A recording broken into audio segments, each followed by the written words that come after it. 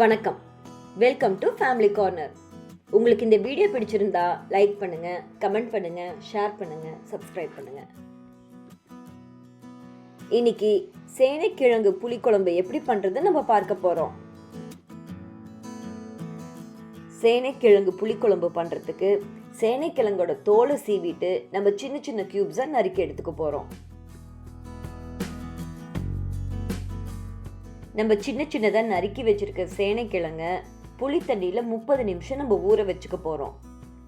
அப்படி பண்ணுறதுனால நம்ம சாப்பிடும்போது தொண்டையிலையும் நாக்குலையும் இருக்கிற அந்த மயமயத்தன்மை இருக்காது.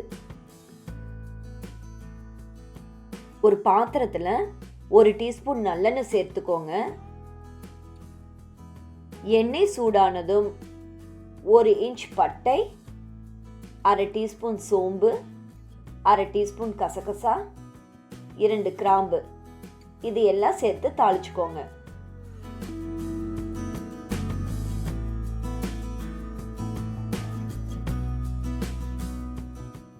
அது கூடவே சிறிதளவு கருவேப்பிலை, 1/2 கப் சின்ன வெங்காயம், 3 டேபிள் ஸ்பூன் துருவின தேங்காய், இது எல்லாம் சேர்த்து ஈரம் போகிற வரைக்கும் நல்லா வதக்கிக்கோங்க. வெங்காயம் தேங்காய் எல்லாம் அதில் இருக்க ஈரத்தன்மை போய் நல்லா வறுபட்டதும் நம்ம மிக்சி ஜாரில் போட்டு அரைச்சி எடுத்துக்க போகிறோம். ஒரு பாத்திரத்தில் 2 டேபிள் ஸ்பூன் நல்லெண்ணெய் சேர்த்துக்கோங்க. எண்ணெய் சூடானதும் 1/2 டீஸ்பூன் கடுகு, கடுகு பொரிஞ்சதும் 1/2 டீஸ்பூன் வெந்தயம், 1/2 டீஸ்பூன் உளுந்தப்பருப்பு, 1/2 கப் சின்ன வெங்காயம், சிறிதளவு கருவேப்பிலை, இது எல்லாம் சேர்த்து தாளிச்சுக்கோங்க. அது கூடவே சின்னதாக ஒரு கட்டி பெருங்காயம், உங்ககிட்ட கட்டி பெருங்காயம் இல்லைன்னா நீங்கள் பெருங்காயத்தூள் சேர்த்துக்கலாம். பூண்டு 15 பல், பொடிதாக நறுக்கிய 2 சின்ன தக்காளி, இது எல்லாம் சேர்த்து நல்லா வதக்கிக்கோங்க. தக்காளி நல்லா வதங்கினதும் நம்ம புளி தண்ணியில் ஊற வச்சிருக்கிற சேனைக்கிழங்க இதில் சேர்த்து நல்லா கலந்துக்கோங்க. அது கூடவே 1/2 டீஸ்பூன் மஞ்சள் தூள், 1 டீஸ்பூன் மிளகாய் தூள், 2 டீஸ்பூன் கொத்தமல்லி தூள், 2 டீஸ்பூன் சாம்பார் தூள், இது எல்லாம் சேர்த்து நல்லா கலந்துக்கோங்க.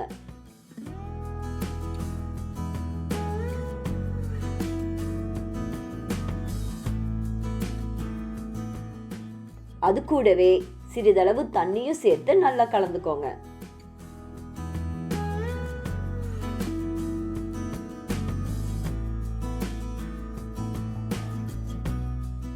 குழம்பு கொதி வர ஆரம்பிக்கும் போது ஒரு சின்ன எலுமிச்சை அளவு புளியை தண்ணியில ஊற வச்சு அந்த தண்ணி இதோட சேர்த்து கலந்துக்க போறோம்.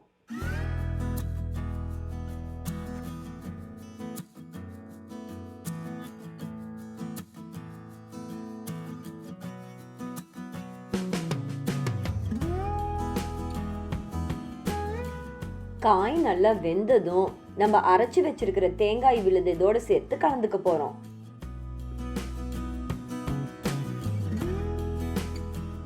தேங்காய் விழுது சேர்த்ததும் குழம்பு ரொம்ப நேரம் கொதிக்க தேவையில்லை. ஒரு கொதி வந்தா போதும், நம்ம அடுப்பை நிறுத்திடலாம். நீங்க விருப்பப்பட்டா 1 இன்ச் வெல்லம் கூட இது கூட சேர்த்து நம்ம கலந்துக்கலாம்.